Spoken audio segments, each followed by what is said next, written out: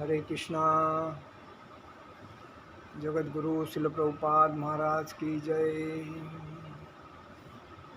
नमो ओम विष्णुपादाय कृष्णप्रेष्ठाय भूतले श्रीमते लोकनाथ स्वामी निति नमे। नमो ओम विष्णुपादाय कृष्णप्रेष्ठाय भूतले श्रीमते भक्तिवेदांत स्वामी निति नामे। नमस्ते सारस्वती देवे गौरवाणी प्रचारिणे निर्विशेष शून्यवादी पाश्चात्य देशदारिणे। जय श्री कृष्ण चैतन्य प्रभु नित्यानंद श्री अद्वैत गदाधर शिवासादि गौरभक्तवृंद। हरे कृष्ण कृष्ण कृष्ण हरे हरे, हरे राम राम राम हरे हरे। कृष्ण कृष्ण कृष्ण हरे हरे, हरे राम राम राम हरे हरे। हरे कृष्ण कृष्ण कृष्ण हरे हरे, हरे राम राम राम हरे हरे। ओम नमो भगवते वासुदेवाय, ओम नमो भगवते वासुदेवाय, ओम नमो भगवते वासुदेवाय। आप सभी का जप सेशन में हार्दिक स्वागत। आज हम लोग शुरुआत करते हैं जप सेशन के लिए। जय श्री कृष्ण चैतन्य प्रभु नित्यानंद श्री अद्वैत गदाधर शिवासादि गौर भक्तवृंद। हरे कृष्ण कृष्ण कृष्ण हरे हरे, हरे राम राम राम हरे हरे।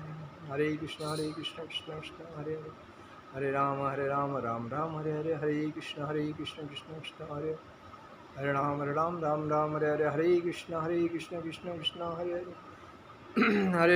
हरे राम राम हरे हरे। हरे कृष्ण कृष्ण कृष्ण हरे हरे, हरे राम राम हरे हरे। हरे कृष्ण कृष्ण कृष्ण हरे हरे, हरे राम राम राम हरे हरे।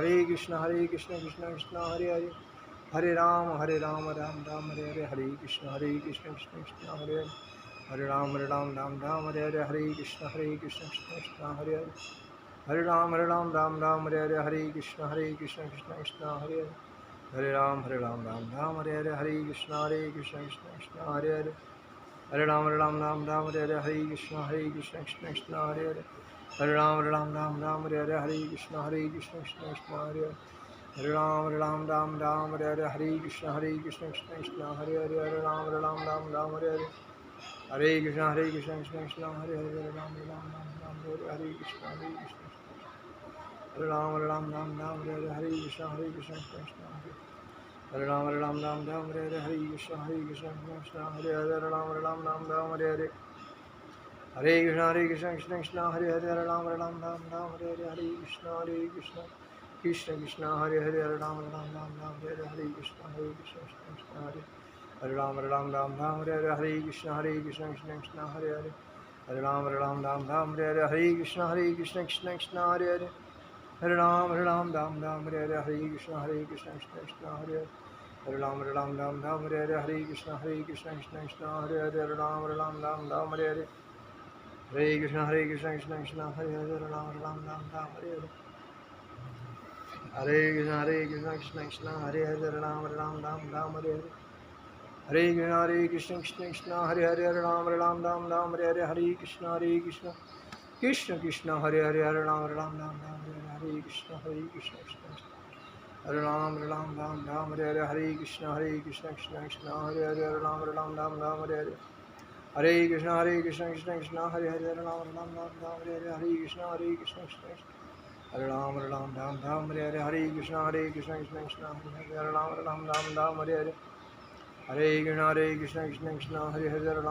राम हरे हरे। हरे कृष्ण कृष्ण कृष्ण हरे हरे, हरे राम राम हरे हरे। हरे कृष्ण कृष्ण कृष्ण हरे हरे, हरे राम राम हरे हरे। हरे कृष्ण कृष्ण कृष्ण हरे हरे, हरे राम राम हरे हरे। हरे कृष्ण कृष्ण कृष्ण हरे हरे, हरे राम राम हरे हरे। हरे कृष्ण कृष्ण कृष्ण हरे हरे, हरे राम राम हरे हरे। हरे कृष्ण कृष्ण कृष्ण हरे राम राम हरे हरे। हरे कृष्ण कृष्ण कृष्ण हरे, हरे राम राम हरे हरे। हरे कृष्ण कृष्ण कृष्ण हरे हरे, हरे राम राम हरे हरे। हरे कृष्ण कृष्ण कृष्ण हरे हरे, हरे राम राम हरे हरे। हरे कृष्ण कृष्ण कृष्ण हरे हरे, हरे राम राम हरे हरे। हरे कृष्ण कृष्ण कृष्ण हरे हरे, हरे राम राम राम हरे हरे, हरे कृष्ण कृष्ण कृष्ण हरे हरे, हरे राम राम हरे हरे, हरे कृष्ण कृष्ण कृष्ण हरे हरे, हरे राम राम हरे हरे। जय श्री कृष्ण चैतन्य प्रभु नित्यानंद श्री अद्वैत गदाधर शिवासादि गौर भक्तवृंद। हरे कृष्ण कृष्ण कृष्ण हरे हरे, हरे राम हरे हरे, हरे कृष्ण कृष्ण कृष्ण हरे हरे, राम हरे हरे, हरे कृष्ण कृष्ण कृष्ण हरे हरे, हरे राम हरे हरे, हरे कृष्ण कृष्ण कृष्ण हरे हरे, राम हरे हरे, हरे कृष्ण कृष्ण कृष्ण हरे हरे, राम हरे हरे, हरे कृष्ण कृष्ण कृष्ण हरे हरे, हरे राम हरे हरे, हरे कृष्ण कृष्ण कृष्ण हरे हरे, हरे राम हरे हरे। अभी हम लोग 108 मोतियों पे 108 मोतियों से भी ज़्यादा नाम जप किए हैं, हरे कृष्ण महामंत्र का जप किए हैं। अभी हम शुरुआत करते हैं भगवद गीता के 5वें अध्याय के 29वें श्लोक पे। भोक्तारं यज्ञ तपसाम सर्वलोक महेश्वरम सुहदं सर्वभूतानां ज्ञात्वा मा शांति मुच्छति। भोक्तारम म्हणजे भोगने वाला भोक्ता, यज्ञ तपसाम म्हणजे तपस्या का, सर्व लोक संपूर्ण लोगों का तथा उनके देवताओं का, महाईश्वरम परमेश्वर, सुहदम म्हणजे उपकारी, सर्व समस्त भूतानाम जीवों का, ज्ञात्वा म्हणजे इस प्रकार ज्ञान कर, माम म्हणजे मुझ कृष्ण, शांति म्हणजे भौतिक यातना से मुक्ति, रुच्यति प्राप्त करता है। अनुवाद, मुझे समस्त यज्ञों तथा तपस्याओं का परम भोक्ता, समस्त लोगों तथा देवताओं का परमेश्वर एवं समस्त जीवों का उपकारी एवं हितैषी जानकर मेरे भावनात्मक से भावनामृत से पूर्ण पुरुष भौतिक दुखों से शांति लाभ करता है। देखिए, इसमें संपूर्ण सृष्टि में समस्त यज्ञों का तथा तपस्याओं का परम भोक्ता, यज्ञों का भी तपस्याओं का भी, समस्त लोगों का समस्त देवताओं का, परमेश्वर यो समस्त जीवों का भी उपकारी और हितैषी जानकर मेरे भावनामृत से पूर्ण पुरुष भौतिक दुखों से शांति का लाभ करता है। देखिए, भगवान स्पष्ट बोलते हैं, भोक्तारम यज्ञ तपसाम सर्वलोक महेश्वरम सुहदम सर्वभूतानां ज्ञात्वा मा शांति मुच्छति। समस्त तपस्याओं मतलब यज्ञों तपस्या, समस्त लोग देवता का सबसे श्रेष्ठ एकच मैं हूँ। तात्पर्य में श्रील प्रभुपाद जी लिखते हैं, माया के वशीभूत सारे बद्ध जीव इस संसार में शांति प्राप्त करने के लिए उत्सुक रहते हैं, किंतु भगवद गीता के इस अंश में वर्णित शांति से के सूत्र को वे नहीं जानते। शांति का सबसे बड़ा सूत्र यही है कि भगवान कृष्ण समस्त मानवीय कर्मों के भोक्ता है। आदमी कोई भी कार्य करता है, कोई भी कर्म करता है अपने लिए, खुद के लिए, पेट पालने के लिए, तो उसका मुख्य भोक्ता कौन है? जो भी कुछ करते हो मेरे लिए करो, मुख्य भोक्ता कौन? भगवान है। तो भगवान के लिए करना चाहिए, वो नहीं करके खुद के लिए करते हैं, इसीलिए दुख भोगते हैं। मनुष्य को चाहिए कि प्रत्येक वस्तु भगवान की दिव्य सेवा में अर्पित करे।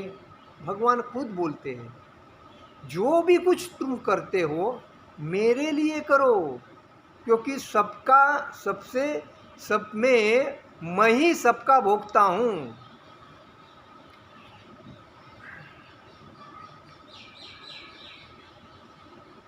क्योंकि वे समस्त जीवों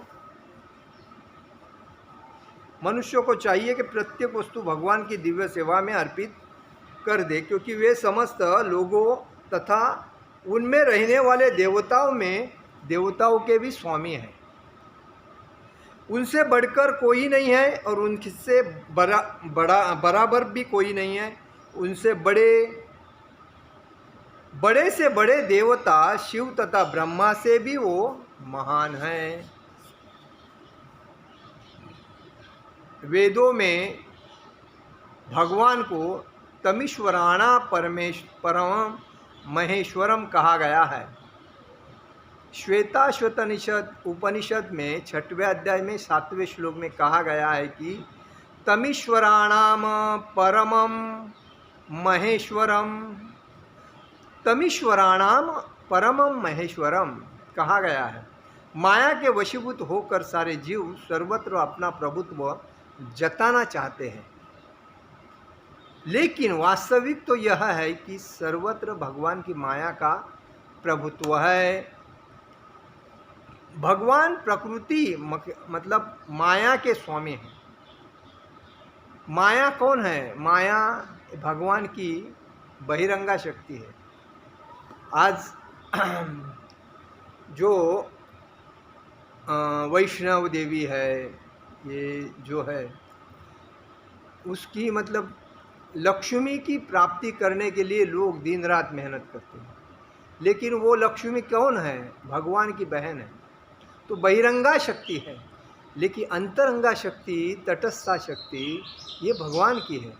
तो ये तीन शक्ति में, अंतरंगा शक्ति और तटस्था शक्ति में हमें प्राप्त करना चाहिए। बहिरंगा शक्ति के अंदर ही हम लोग अपने दिन रात मेहनत करके अपने जीवन को व्यर्थ कर रहे हैं। हम ये नहीं सोचते हम किसके लिए कर रहे हैं। हर चीज़ बिना पैसे से नहीं हो रही है। सब लोग अपने इंद्रिय तृप्ति के लिए, इच्छाएं पूर्ण करने के लिए दिन रात पैसे के पीछे लग रहे हैं। लेकिन ये जो पैसा है, जिसके पास ज़्यादा है वो भी तो शांति नहीं है उसके। जिसके पास नहीं है इसके लिए पैसे के लिए भाग रहा है, लेकिन जिसके पास पैसा है वो किसके लिए भाग रहा है? वो शांति के लिए भाग रहा है। लेकिन उसको शांति मिलेगी कैसे? क्योंकि उसकी जो कमाई है वो पारदर्शक नहीं है, एकनिष्ठ नहीं है, मतलब पवित्रता से कमाया हुआ पैसा नहीं है। तो उसको शांति कभी मिलेगी नहीं मिलेगी। जो व्यक्ति कोई भी कर्म करता है, मन प्रसन्न होकर ईमानदारी से अगर कर्म करता है और वो भगवान को समर्पित होता है, तो उसका सब कुछ भगवान को प्राप्त होता है।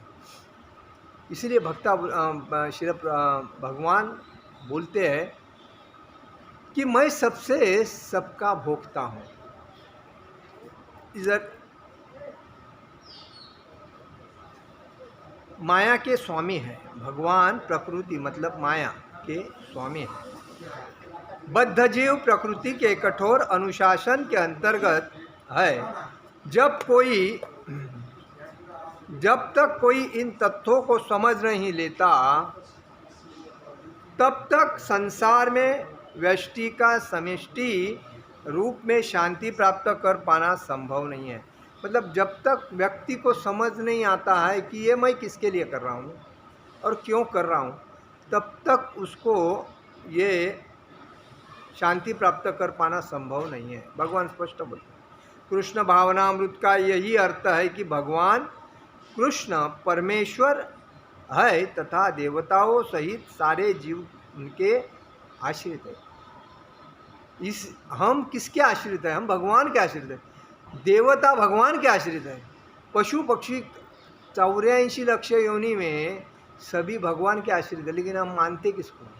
सब अहंकार से भरे पड़े हैं। सब मैं बॉस, मैं। अरे लेकिन इनको समझता ही नहीं। भगवान जो कुछ कर रहे हैं भगवान कर रहे हैं, लेकिन हम अपनी कठपुतली के जैसे भगवान हमारे साथ हमें इधर से उधर उधर से इधर नचाते, फिर भी हम ये नहीं समझते जो भी कुछ करें। ऐसा तो कहा जाता है कि शास्त्रों में ये पत्ता भी हिलता है तो भगवान के आदेश के बिना हिलता ही नहीं। देखिए वायुदेव जब भगवान का आदेश लेके हवा देते हैं तभी तो पत्ता हिल रहा है। अगर भगवान के अंडर वायुदेव नहीं रहते तो पत्ता कहाँ से हिलता। तो हम मतलब खुद को ही श्रेष्ठ मान कर चलते। हम ये समझते हैं कि मेरे जैसा कोई नहीं, मेरे से कोई श्रेष्ठ नहीं, मेरे कोई बराबर का नहीं, मैं ही श्रेष्ठ हूँ। ऐसा आजकल सभी अपने अपने, जिसको अगर कोई पद देता है, HOD बनाता है, अध्यक्ष बनाता है, सेक्रेटरी बनाता है, कोई एरिया का मुखिया बनाता है, कोई तो उसको लगता है मेरे जैसा कोई नहीं है और मैं ही श्रेष्ठ हूँ, मुझे सब लोग ने आदर सत्कार करना चाहिए, सर सर बोलना चाहिए और मेरा मान सम्मान रखना चाहिए क्योंकि मैं इनका बना। अरे लेकिन तुम्हारी कितने दिन की ये पोस्ट है, कम से कम ये तो समझना चाहिए। मैं आज आया हूँ, कितने दिन टिकूँगा। अभी कल का जो देखो भारत पाकिस्तान का युद्ध हुआ तो सबको लगता था भारत कमज़ोर देश है, भारत के पास इतनी शक्ति है ही कहाँ, सभी हिंदू मतलब कमज़ोर है ऐसा लगता था। लेकिन जब देश का मुखिया सही है, उसको आध्यात्मिक ज्ञान है और दूसरी बात वो सभी मतलब आध्यात्मिक क्रियाकर्मों से उत्कृष्ट बना है, तपस्या में, यज्ञ में, ज्ञान में, अनुभव में, सब में उत्कृष्ट बना है। तभी तो उसको मालूम है कि मुझे सामने वालों को कैसा उत्तर देना है। और ऐसे लोग जब पद पे आते हैं तो खुद के लिए काम नहीं करते हैं, खुद के लिए कर्म नहीं करते, वो भगवान ने उसको नियुक्त किया जाता है। भगवान किसी को ज्ञान देते हैं, भगवान किसी को निमित्त मात्र रखते हैं कि इसको उसमें बिठा दो, बाद में मैं देखता हूँ। जैसा अर्जुन के रथ में भगवान बोले थे मैं कुछ शस्त्र नहीं उठाऊंगा, मैं कुछ नहीं करूंगा, खाली सारथी बन के तुम्हारे साथ आऊँगा। लेकिन जब उनके ऊपर, अपने भक्त के ऊपर प्रहार हुआ तभी भगवान ने रथ का पहिया उठाया माने। तो यही बात है, भगवान जिसको अपने देश का पंतप्रधान बनाया है जो लोगों ने, तो उसको ज्ञान है और वो हर चीज़ को मुंह तोड़ के जवाब दे सकता है। और ऐसा व्यक्ति हमारे अच्छे कर्मों के वजह से, हमारे अच्छे विचारों के वजह से, हमारे अच्छे अनुभव के वजह से, हमें अच्छा जीवन जीने के लिए, देने के लिए एक ऐसे व्यक्ति हमारे पंतप्रधान है जिसका दुनिया को अभिमान है। कहने का मतलब ये है कि जब पद मिलता है तो खुद के लिए कुछ नहीं करना चाहिए, सेवा जनता की करने के लिए आपको प्रतिष्ठित बनाया गया तो जनता की ही सेवा होनी चाहिए। खुद की तो आप लाइफ टाइम करते रहोगे लेकिन पेट नहीं भर रहा है। और जब आजकल कितने लोग ऐसे हैं कि उनको प्रतिष्ठित बनाया लेकिन उन्होंने खुद का ही भला किया, मैं, मेरा और परिवार, मेरे परिवार मतलब आत्पेष्टर, रिलेटिव, नातेवाईक, मित्र मंडली, उनका भला किया और वो आज किधर है, जेल में। तो कहने का मतलब है ये गलत लोग जब पद में आते हैं तो समाज खराब रास्ते में लेके जाते हैं। और जब सही व्यक्ति पद का योग्य उपयोग करता है, देखिए तब देखिए कैसा समाज उत्कृष्ट और मान ऊंचा करके चलता है। जैसा कि गांव का एक तहसीलदार है, अगर वो सही अनुभवी है तो कोई गांव में ना बेकार रहेगा, ना अशिक्षित रहेगा और न ही कोई गरीब घर रहेगा, क्योंकि उसका अगर ध्यान हर घर को सुधारना है, हर घर में रोज़गार देना है, हर घर में लाइट, पानी, सुविधा, शिक्षण, आने जाने के लिए रास्ता, मतलब शौचालय, रेस्ट रूम, आराम करने के लिए गांव वाले के रूम, ऐसे अगर तो बनाता है तो गांव में कितना आनंद होता है। आज कोई गांव में जाता है शौचालय ही नहीं मिलता है, कोई लोग रास्ते में करते हैं, कोई झाड़ के पीछे। तो ये बात वो तहसील, क्योंकि तहसीलदार उस गांव का मुख्य होता है, वही उसके अंडर में तलाटी, सरपंच ये जो रहते हैं, तो वो हिसाब से उनको ज्ञान देता है। उसके अंडर बहुत कुछ आते, कितने गांव आते हैं।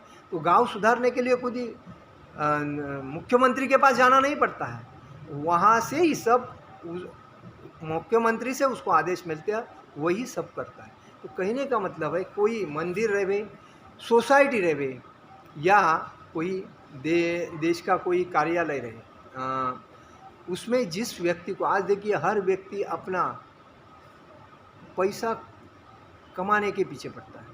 सरकारी अधिकारी अगर उसको नौकरी में 60,000, 80,000, 1,00,000 पगार है, फिर भी परिवर्तन है। और जिस व्यक्ति को 10-15 हज़ार पगार है, 20,000 पगार है, वो बेचारा कैसा ही काट कसर करके अपना जीवन गुजारता है, वो कभी अपेक्षा नहीं करता है। लेकिन जब सरकार को, सरकारी अधिकारी को मतलब सर्विस वाले को सब फैसिलिटी मिलने के बाद भी उसको प्रसन्नता नहीं, समाज का कोई भी कार्य अपने पास आता है तो उसको तुरंत करके व्यक्ति को आनंद देवे, ये काम अगर करेगा तो उसके घर में कितनी आनंदता फैलाएगी, मतलब उसके बाल बच्चे सुखी रहेंगे। तो वो अगर दूसरे की अपेक्षा करता है, मुझे कुछ मिलना चाहिए इससे, ये पैसे वाला है, मैं गरीब हूँ, हर व्यक्ति को यही लगता है। आज देखिए जज के घर में दीवालों में पैसा मिल रहा है, आश्चर्य की बात है। जज को देवता कहा जाता है, न्याय देवता, और वो व्यक्ति जनता से गलत रास्ते से पैसा लेके गलत उसको निर्णय देके समाज को कितना गलत, दूसरे को कितना तकलीफ दे रहा है। और वो तकलीफ का जो पैसा है वो क्या है, ईमानदारी थोड़ी है, हराम का तो पैसा है। और वैसा पैसा कमा के तुम क्या करोगे? कोई भी व्यक्ति हराम से पैसा कमाता है, वो पैसा हराम में जाता है। उससे बेटर जब पैसा हराम का आया है तो कोई मंदिर बनाओ, भक्तों को बांटो, तो वो पैसा भगवान को समर्पित हो जाता है। तो कहने का मतलब है, बाकी आप कोई भी चीज़ खरीदी करो, या हॉस्पिटल या शैक्षणिक संस्था, ये कितने भी खोलो, वो पैसा आपका खराब ही होने वाला है। लेकिन जब मंदिर में भगवान को समर्पित होता है, भगवान पैसा आपका, भले वो ब्लैक का है, भगवान के मंदिर को दे दो, भक्तों को अनुदान दे दो, तो वो तुम्हारा वाइट हो जाएगा। क्योंकि भगवान बोलते हैं, जो भी कुछ करते हैं मेरे लिए करो। तुम खुद के लिए करोगे तो पापी हो, अपराधी हो, तो तुम अपराध मत करो। और पाप करने से लोग जेल में जाते हैं, अपराधी बनते हैं, तकलीफ सहते हैं, रोग राई से पीड़ित होते हैं। आज कितने लोग घर में भोजन बनाते हैं, लेकिन भोजन बनाने के बाद भगवान को भोग लगाने का काम ही नहीं करते हैं। वो सब बनाते हैं, वो भोग लगाने के पहले, भगवान को ऑफर करने के पहले ही अपना पेट भरना चालू कर देते हैं। तो इससे क्या होता है, इससे पाप खाया जैसा होता है, और पाप खाने से आदमी पापी बनता है, और उसके वजह से उसकी बुद्धि भ्रष्ट होती है। और इसलिए कहा गया है, मैं सबका भोगता हूँ। पूर्ण कृष्ण भावनामृत में रहकर ही पूर्ण शांति की प्राप्ति की जा सकती है। देखिए, हम इसीलिए बोलते हैं हर व्यक्ति को, आप हरे कृष्ण महामंत्र का जप करो, सुबह करो, दोपहर करो, शाम करो, रात करो, लेकिन करो, क्योंकि आपके जीवन में सुख शांति का प्राप्ति मिलेगी। सामान्यतया कर्म करते हैं, तो व्यावहारिक व्याख्या है, यहाँ पर इस प्रश्न का उत्तर दिया गया है कि कर्मयोग से मुक्ति किस तरह प्राप्त होती है। कृष्ण भावनामृत में कार्य करने का अर्थ परमेश्वर के रूप में भगवान के पूर्ण ज्ञान के साथ कर्म करना। ऐसा कर्म दिव्य ज्ञान से भिन्न नहीं होता। प्रत्यक्ष कृष्ण भावनामृत भक्ति योग है, और ज्ञान योग वह पथ है जिससे भक्ति योग प्राप्त किया जाता है। देखिए, कर्मयोग, ज्ञान योग, भक्ति योग, तो ये कर्म योग मतलब कर्म, काम करना है किसके लिए। ज्ञान योग मतलब ज्ञान प्राप्त करके हम भक्ति कर रहे हैं, कोई साधना भक्ति करता है कोई। लेकिन जो भक्ति योग है वो इन योग में सर्वश्रेष्ठ है। भगवान को प्राप्त करने का एक ही सुखकर मार्ग मतलब भक्ति योग। भगवान नवविधा भक्ति से ही हम भगवान को प्राप्त कर सकते हैं।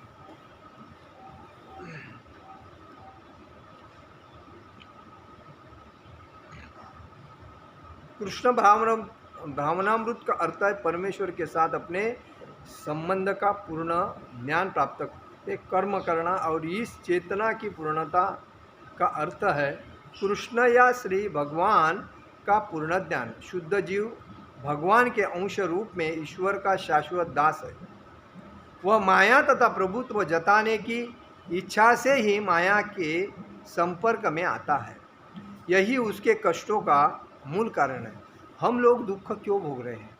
क्योंकि हम कोई लोग देखिए, जो अपने वृद्ध माता है, पिता है, जो दादा दादी है, उनकी कहावत है, मराठी में कहते हैं,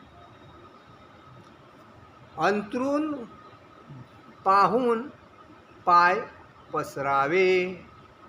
मतलब जितना अपना सोने की जगह है उतना ही पैर फैलाना जरूरी है। हम अगर उससे पैर ज़्यादा फैलाते हैं तो ज़मीन में टेकते हैं, मतलब उसको तकलीफ होगी। तो आज समाज में दुखी लोग क्यों हैं? क्योंकि अपना इनकम कितना है और अपना खर्चा कितना है। लोगों का इनकम कम है और खर्चा ज़्यादा है, और वो खर्चा मैनेज करने के लिए लोग सुबह से लेकर शाम तक मेहनत करते हैं और तकलीफ करके लेते हैं। लेकिन ये नहीं सोचते हैं मेरे खर्चे ही कम कर दूँ और मेरा पगार ही बचा दूँ, या कोई मेरा इनकम ही बचा दूँ, तो मैं आनंदी से रह सकता हूँ। पैसा भी बचे, भक्ति भी करूँ और आनंद से रहूँ तो अच्छी बात है। जिसके पास ज़्यादा है वो ज़्यादा खर्चा कर रहा है, वो करने देना, मेरे को क्या पड़ेगी। लेकिन मैं अगर जितना कमा रहा हूँ उतना मेरे से बचा है, और जितना मेरा खर्चा पानी होके मेरा पैसा अगर बच रहा है और मैं भक्ति कर रहा हूँ, तो इससे और जीवन क्या चाहिए। लेकिन ये नहीं, उसने कार लिया तो मुझे कार लेना है, उसने फ्लैट लिया तो मुझे फ्लैट लेना है, उसने बाइक कितना अच्छा लिया है देख, आने जाने के लिए 10 दिन यूज़ करता है, मुझे भी लेना है।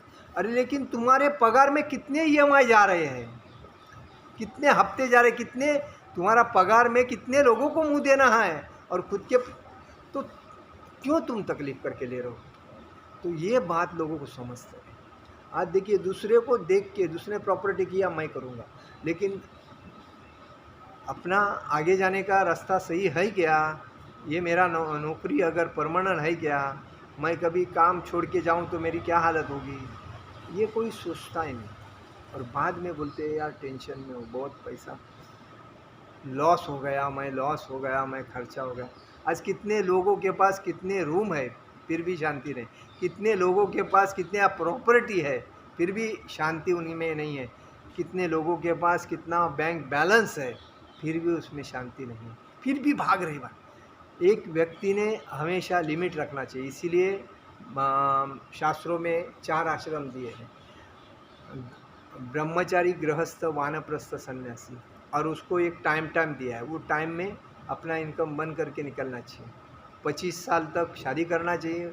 मैं ये बार बार क्यों बोलता हूँ? क्योंकि समाज में अज्ञान की वजह से लोग 40 साल में शादी करते हैं, 50 साल में शादी करते हैं, और बाद में पैसा कमाने के लिए मूर्ख लोग हैं। 25 साल तक के अंदर शादी करना चाहिए, 50 साल के अंदर बाल बच्चे का शुभ विवाह होना चाहिए, 50 के बाद 75 तक वानप्रस्थ होना चाहिए, और 75 के बाद से आगे संन्यास ग्रहण करके भक्तिमय जीवन करके भगवत धाम जाना चाहिए। इसीलिए तो आश्रम बनाए। लेकिन हम जन्म मृत्यु जरा व्याधि आहार निद्रा भय मैथुन इसी के पीछे पड़े हैं, और खुद को क्या समझते, मेरे जैसा कोई है ही नहीं, मेरे पास मेरे को जो चाहिए वो मैं कर सकता हूँ, और दुख भोग रहे हैं। और जो ज्ञानी है, जिन्होंने योग्य बिजनेस, बड़े बड़े बिजनेसमैन हैं, जो ज्ञानी हैं, जिनके पास पैसा बहुत था, उन्होंने अपनी कमाई भगवान को समर्पित की, अपना जो कर्म था उसको बंद किया, और बंद करने के बाद भगवान को समर्पित हो गए और भगवान की एक धोती कुर्ता पहन के भगवान के भक्ति में तल्लीन रहते हैं। उनको ना कोई पैसे की ज़रूरत है, ना प्रॉपर्टी की ज़रूरत है, ना इंद्रिय भोग की ज़रूरत है, ना कोई चीज़ की ज़रूरत है। वो बोलते हैं मेरा इतना ही उम्र था 50 साल तक, तो मैंने 50 के पहले सब कुछ किया, 50 के बाद मेरा कोई समाज में कर्म करने का काम नहीं है, मुझे भगवान को समर्पित होना है, क्योंकि मुझे मेरा आगे का जीवन भगवत धाम जाने के लिए, जैसा प्रभुपाद ने किया। उम्र के 70वें साल में अपने गुरु का आदेश मानकर भक्ति का प्रचार करने विदेश में गए, भक्ति का प्रचार किया और अपने परिवार का त्याग करके वानप्रस्थ आत्मसात करके बाद में उन्होंने 75 के बाद संन्यास लेकर अपने भक्ति का प्रचार करके भागवत धाम चले गए। आज बहुत से ज्ञानी लोग जो है वो एक काम करते हैं, लेकिन अज्ञानता इतनी मतलब फैली है कि ज्ञान प्राप्त करने के लिए कोई सोचता है, बोलते क्या आदमी है, वो बाबा बन के चलता है, चांटिंग करता है, धोती कुर्ता पहनता है और क्या तिलक लगा के, चल शर्म आती है यार। अरे ये शर्म से ही आदमी बेकार है। आदमी ने धोती कुर्ता पहनने की एक सनातन धर्म का सनातन वर्णाश्रम धर्म की शान है धोती कुर्ता, और ये पहन के हर जगह पे जाना चाहिए, उसके लिए कॉन्फिडेंस होना चाहिए। लेकिन कमज़ोर व्यक्ति दूसरा हंसता है इसके लिए पैंट ही पहन के जाते हैं। लेकिन जो मन से मजबूत है, तन से मजबूत है, जान से मजबूत है, विचार से मजबूत है, वो व्यक्ति कभी भी पैंट को हाथ नहीं लगाता है, धोती कुर्ता पहन के सीधा जाता है। किधर भी जाओ, वो जॉब में भी जाने के टाइम पे जाता है, उधर का जो उसका ड्रेस काम का है वो पहनता है, बाद में उसको उतार के वापस धोती पहन के आ जाता है। ये सही व्यक्ति है, वर्णाश्रम सनातन वर्णाश्रम धर्म का भक्त मतलब व्यक्ति। तो ये करना आना चाहिए व्यक्ति को, तभी व्यक्ति को ऐसा लगेगा कि मैं जो कर रहा हूँ वो सही है। लेकिन शर्म शर्म शर्म शर्म, लाज लज्जा, लाज किसको लाज है? लाजने का किसके लिए? कौन है? सब माँ के उदर से ही जन्मे हुए हैं, जब जाने के टाइम पे सब स्मशान से ही जाएंगे। तो दो ही चीज़ सबके लिए समान है, तो शर्म काहे की है? जब कभी कभी नया शादी होता है तो लड़की शर्माती है, जब वो पेट से हो जाती है और उसकी डिलीवरी होती है तो उसके बाद उसकी लाज लज्जा निकल जाती है, बाद में वो बच्चों को लेके जाए।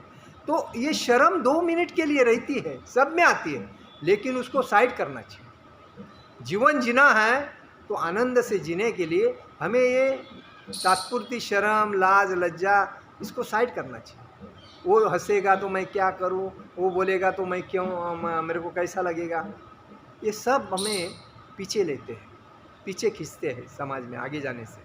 तो पीछे नहीं जाना चाहिए, अपने को आगे जाना चाहिए। और इसीलिए हमें हमेशा ये वर्णाश्रम, सनातन वर्णाश्रम, वैष्णव आचरण में आना चाहिए। वैष्णव आचरण रहने से हमारे बुद्धि में भक्ति में प्रगति होती है, बुद्धि में तरक्की होती है और जीवन जीने का आनंद मिलता है। ये बात। तो जब तक वह पदार्थ, मतलब इधर कहा गया भगवान किसी का पक्षपात नहीं करते। भगवान ये नहीं सोचते कि वो बुरा है, ये अच्छा है। भगवान ने पूतनाथ को भी अच्छा धाम प्राप्त करके दिया, उसका माँ का दर्जा दिया और उसको भागवत धाम भेज दिया। तो भगवान कभी भी किसमें पक्षपात नहीं करते हैं। कृष्ण भावनामृत के लिए व्यक्तिगत व्यावहारिक कर्तव्य पालन पर निर्भर करता है, जिससे मनुष्य इंद्रियों पर नियंत्रण प्राप्त करके इच्छा तथा क्रोध के प्रभाव को जीत लेता है। देखिए, हम लोग कभी कभी गुस्सा करते हैं, तकलीफ देते हैं, तो गुस्सा क्यों करना चाहिए? हमें हमारे जबान में कंट्रोल करना चाहिए, हमारे गुस्सों के ऊपर। इसलिए कहा गया वाचो वेगम मनसा क्रोध वेगम जिह्वा वेगम उदरोपस्थ वेगम एतान वेगान यो विषयेच धीर सर्वामति माँ विषयेच। मतलब वाचा के ऊपर हमें कंट्रोल करना आना चाहिए, जीभ के ऊपर हमें कंट्रोल। वाचो वेगम, वे वाचो के म्हणजे बोलने के वेग पे कंट्रोल होना चाहिए। वाचो वेगम, मनसा क्रोध वेगम, मन के ऊपर जो क्रोध आता है उसके ऊपर हमें कंट्रोल करना चाहिए।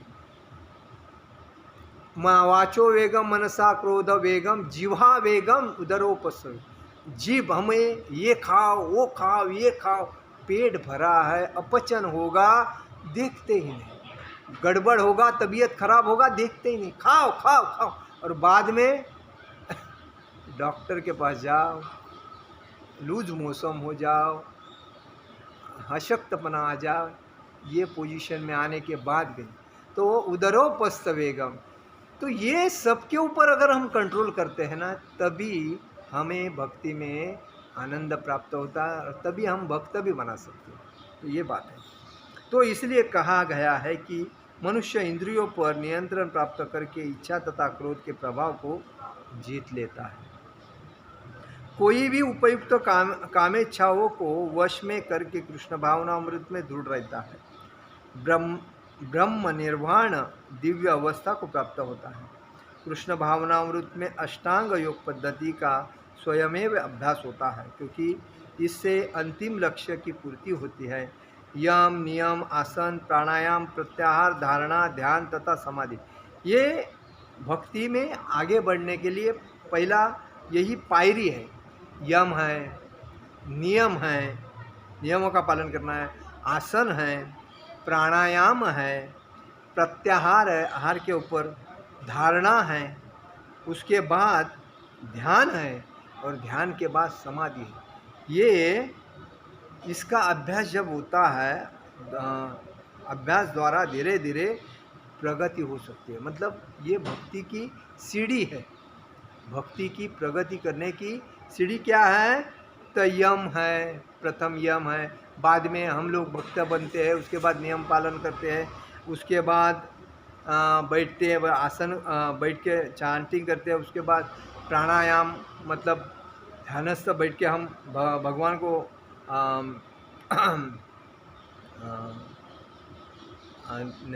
ये करते हैं, प्राणायाम करते हैं। प्रत्याहार के ऊपर हमें कंट्रोल करना चाहिए, उसके बाद धारणा होनी चाहिए, मुझे भक्ति की उसका ध्यान रखना, ध्यान धारण करना चाहिए। उसके बाद ध्यान धारण जब करते हैं भक्ति में, भगवान को अपने हृदय में स्थापित करते हैं और ऐसी समाधि जब होती है तभी आदमी भक्ति को प्राप्त कर सकता है। भक्ति योग में तो प्रस्तावना के स्वरूप है, क्योंकि मनुष्य को पूर्ण शांति प्राप्त हो सकती है, यही जीवन का परम सिद्धि है।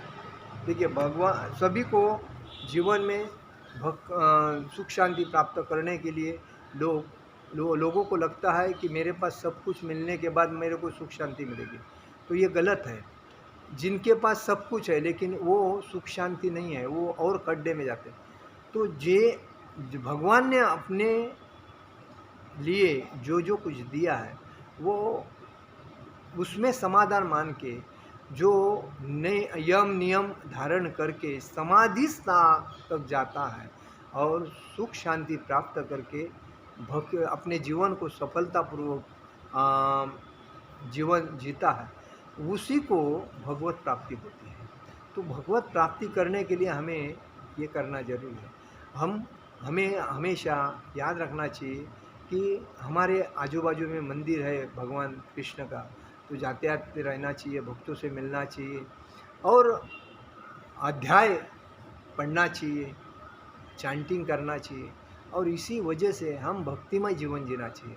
हमें कोई माया का, देखो हर व्यक्ति सुंदर स्त्री मिलना चाहिए, पैसे मिलना चाहिए, इंद्रियां भोग के पीछे पड़ते हैं, बाद में फंस जाते हैं। कितने लोग ऐसे भक्ति में आने के बाद भी लोग भक्ति से पतन होके साइड में गए, क्योंकि पैसे के लिए, क्योंकि सुंदर स्त्री के लिए। तो पैसा और स्त्री ये शरीर को खराब करने वाली चीज़ है, लेकिन जिसको समझा है वो समझता है, जिसको नहीं समझा है उसके पीछे पड़ता है और जीवन को खराब करता है। इसलिए हमें याद रखना चाहिए। इसलिए कहा गया है, न धन न जन न सुंदरी कविता वा जगदीश काम है, मम जलमणि जलमणीश्वरी तो ये हमें ना धन के पीछे पड़ना चाहिए, ना जन के पीछे पड़ना चाहिए, ना सुंदरी के पीछे पड़ना चाहिए। हमें खाली एक ही ध्यान रखना चाहिए कि जन्म जन्मों तक मैं भगवान का एक दास बन के सेवा करता रहूं, और जो भी योनि में मुझे जन्म भगवान देते हैं वो मेरे कर्म के अनुसार उधर मैं भगवान की सेवा करता रहूं, और भागवत धाम की प्राप्ति आराम से मिलेगी। हरे कृष्णा कृष्ण कृष्ण हरे हरे, हरे राम राम राम हरे हरे। जगत गुरु शिल प्रभुपाद महाराज की जय, परम पूज्य लोकनाथ स्वामी महाराज की जय, निताई गौर प्रेमानंदे, हरि हरि बोल। ये चैनल के जो हमारे वीडियोस जो आते हैं उसको आप देख के लोगों को भी फॉरवर्ड कीजिए, जो कि लोगों को भी उसका ज्ञान प्राप्त हो। हरे कृष्णा।